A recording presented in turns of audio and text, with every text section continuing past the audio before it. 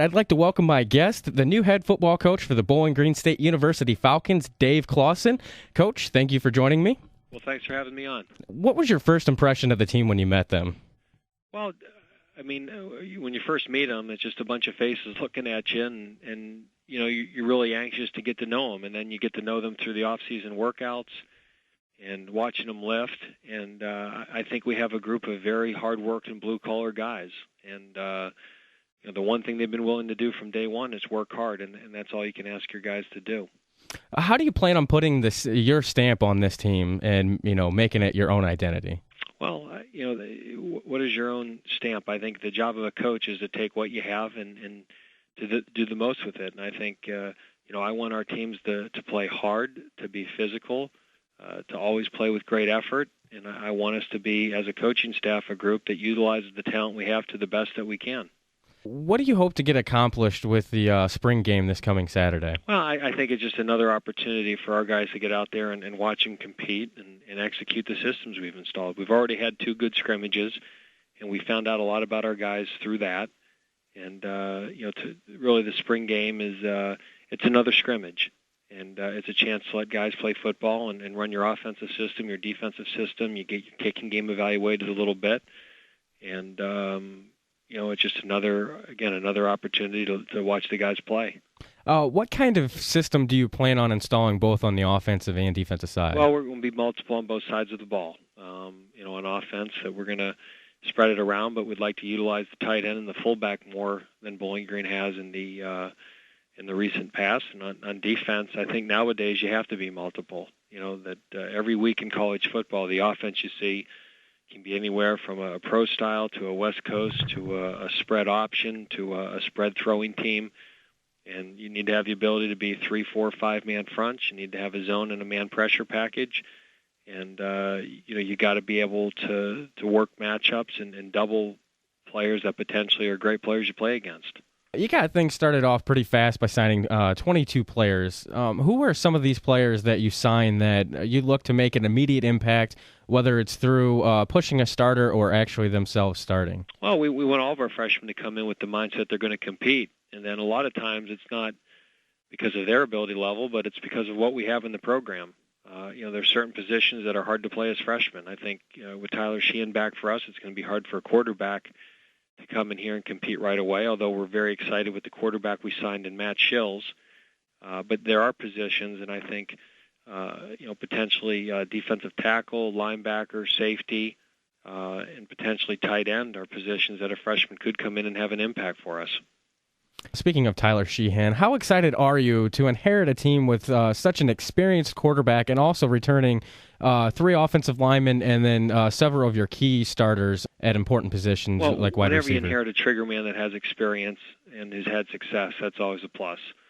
I don't care what you do on offense. If you don't have a quarterback, you're going to be in trouble, and it's hard to manufacture points without a quarterback. And we're fortunate that we have one. And, we're just trying to find out the things that he's comfortable with and the things he does successfully and make sure those are the things we major in. Because, again, without a quarterback playing at a high level, it's very difficult to win football games.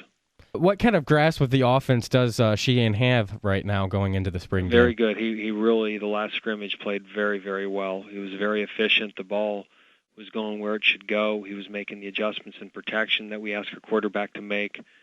And I was very excited with how he played last Saturday. I know you weren't here, obviously, last year, but how do you plan to reestablish the home field advantage at Dwight Perry Stadium with the team going 1-4 last year and then obviously, blowing a late lead to Buffalo at Dwight Perry? Yeah, there's no magic answer for that. I think it's, you get your guys ready to play every week and you get them prepared for the opponent, and then you make sure they're emotionally ready to play and you play with great effort and you let the chips fall where they would. The home field should be an advantage for us, and I think part of it is we need to get the community out here. We need to get the students out here, and when people come to the Doit, it becomes a tough environment to play in. What have you learned from your previous head coaching jobs that can help you be successful here at Bowling Green? Well, I just think it's, I've been doing this now for 10 years as a head coach, and I've done it at 2 other places, and when you're a head coach, there's no substitute for experience. That a lot of the problems and a lot of the decisions you have to make, I've had to make before, and I've made some mistakes and I've made some good ones. So hopefully I've learned from the mistakes and as well as the good decisions that I've made, and hopefully I make more good decisions than bad decisions. What was it like working with legendary coach Philip Fulmer in Tennessee? I learned a lot from him. He's really an outstanding football coach, and he's even a better person. So, Coach Fulmer's a good family man, and I think his record at Tennessee speaks for itself. What brought you to Bowling Green State University? What was it that sold you on this football team in this university? I think it was just the whole package. That I think Bowling Green is a place that's very committed to being good in football. It's a great school. The one thing about Bowling Green is, in my 4 months here, and I've known people who attended Bowling Green from the time I was a young kid growing up in Western New York, is that you are hard-pressed to find anybody that ever went to Bowling Green that didn't love their experience here. And when you have a great school and you have a supportive community, and it's a school that is not only strong academically, but the students and the players have a good experience here, you can recruit. And in football, you got to be able to recruit. And we are able to recruit here. And because we can recruit and because players enjoy their experience here, we should be able to build a very good program. What are some of the things you try to sell a recruit on, obviously being in the hotbed for the Big Ten, and what is some of your key points that you try to sell to a recruit to get them to come to BG? Well, I mean, number one, if you look at our graduation rate and our graduation success rate, and you look at the amount of football games Bowling Green has won over the long term of the program, I think it's second to none in the conference. And then, secondly, you just look at our facilities. I mean, we have amazing facilities. With the new SIBO Center that opened up 18 months ago, you are hard-pressed to find anywhere that has better facilities than us. I mean, we have 4 gorgeous grass practice fields. We have an indoor facility. We have a turf field that we play our games on. We've got a good stadium. We've got a state-of-the-art weight room, locker room, training room.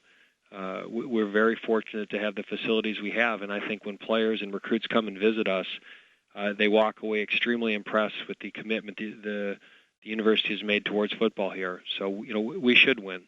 We have a lot of things in the conference that other teams don't. And I think, again, when you can recruit with the type of school that Bowling Green is, the tradition we have and the facilities we have, I think it's a great base to build a program from. What changes in your game plan coming from a defensive-oriented football conference to an offensive-oriented football conference? Well, I mean, I think you got to be able to win all styles of games. And, we want to be a team that can find a way to win a 10-7 game, and then you want to be a team that can find a way to win a 44-41 game. And, good football teams are strong on both sides of the ball. It's very infrequent that a team that's good on offense but bad on defense wins championships, or conversely, if you're great on defense and can't score points, you're not going to win championships. So I think it's the ability to find ways to win on both sides of the ball that separates good teams from championship teams. All right, Coach, thank you very much for your time, and good luck with your spring game on Saturday, and good luck with the upcoming season. Okay, thank you very much. All right, thanks. Take care, Coach.